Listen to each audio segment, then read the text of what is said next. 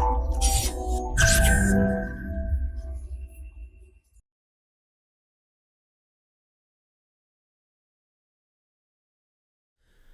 Friends, this is Gautam Pandey coming up with the next round of बस 5 minute. तो आज के बस 5 मिनट में हम बात करेंगे अरिटापट्टी विलेज के बारे में और साथ ही साथ ये भी समझेंगे why did it get status of biodiversity heritage village. तो फर्स्ट ऑफ ऑल जरा देखते हैं आखिर अरिटापट्टी विलेज न्यूज में क्यों है। देखिए, रिसेंटली तमिलनाडु स्टेट गवर्नमेंट ने अरिटापट्टी विलेज को state first biodiversity heritage site declare किया है और ऐसा स्टेट गवर्नमेंट ने बायोलॉजिकल डाइवर्सिटी एक्ट 2002 के सेक्शन 37 को यूज करके किया है। तो हमारे लिए इंपॉर्टेंट ये हो जाता है समझना कि आखिर ये बायोडाइवर्सिटी हेरिटेज साइट क्या होते हैं। तो इस वीडियो में इन सारी बातों को हम समझेंगे बायोडाइवर्सिटी हेरिटेज साइट होते क्या है, आखिर अरिटापट्टी विलेज की जिसकी हम बात करें उसकी जोग्राफिकल लोकेशन क्या है, उसकी हिस्ट्री क्या है, और लास्टली ये भी समझेंगे कि उसे बायोडाइवर्सिटी हेरिटेज विलेज के तौर पर स्टेटस क्यों दिया गया है। तो चलिए आगे बढ़ते हैं। सबसे पहले जरा हम लेमन टर्म में समझ लेते हैं बायोडाइवर्सिटी हेरिटेज साइट होते क्या है।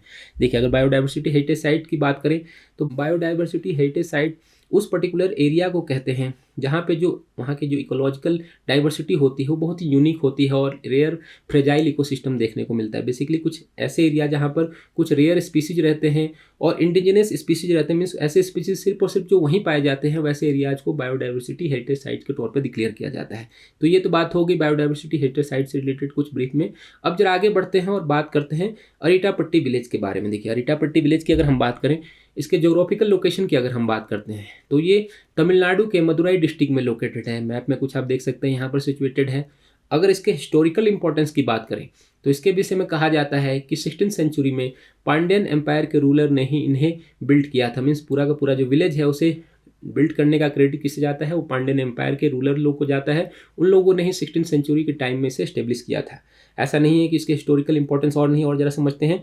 देखिए, इसके विषय में कहा जाता है कि यहाँ जो पाए जाने वाले तमिल ब्राह्मी इंस्क्रिप्शन हैं और जो जैन रॉक फॉर्मेशन है और जो 2200 ईयर की जो रॉक कट टेम्पल है वो इसके हिस्टोरिकल एविडेंस को प्रेजेंट करते हैं। मीन्स यहाँ पर 2200 year old rock cut temple भी है जो इसके हिस्टोरिकल इंपॉर्टेंस को बताता है। अब जरा हम समझते हैं कि आखिर इसे बायोलॉजिकल डाइवर्सिटी हेरिटेज विलेज का स्टेटस क्यों दिया गया है। जरा इसको समझते हैं। देखिए, अगर इंपॉर्टेंट बात करें तो देखिए, अरिटापट्टी विलेज के बारे में कहा जाता है कि जो यहाँ की लैंडस्केप है बहुत ही यूनिक है। यहाँ कहा जाता है कि 72 लेक है, 200 नेचुरल स्प्रिंग पॉन्ड है और बहुत सारे चेक डैम हैं। और यहीं तक बात नहीं होगी, इसके विषय में कहा जाता है कि यहाँ पर पर्टिकुलरली एक विलेज में आप समझिए कि 275 स्पीसीज ऑफ बर्ड्स रहती हैं। कुछ बर्ड्स तो ऐसी रहती हैं जो सिर्फ और सिर्फ यहीं पाई जाती हैं। तो आप समझ सकते हैं कि इसके हिस्टोरिकल इंपॉर्टेंस की भी हमने बात की कि यहाँ पर जो रॉक कट टेम्पल है वो उसके हिस्टोरिकल एविडेंस को प्रोड्यूस करता है। तो ऐसे में आप समझ सकते हैं कि आखिर इसे बायोडाइवर्सिटी हेरिटेज विलेज का स्टेटस क्यों दिया गया है। तो होप आपको ये वीडियो समझ में आया होगा। Thanks for watching.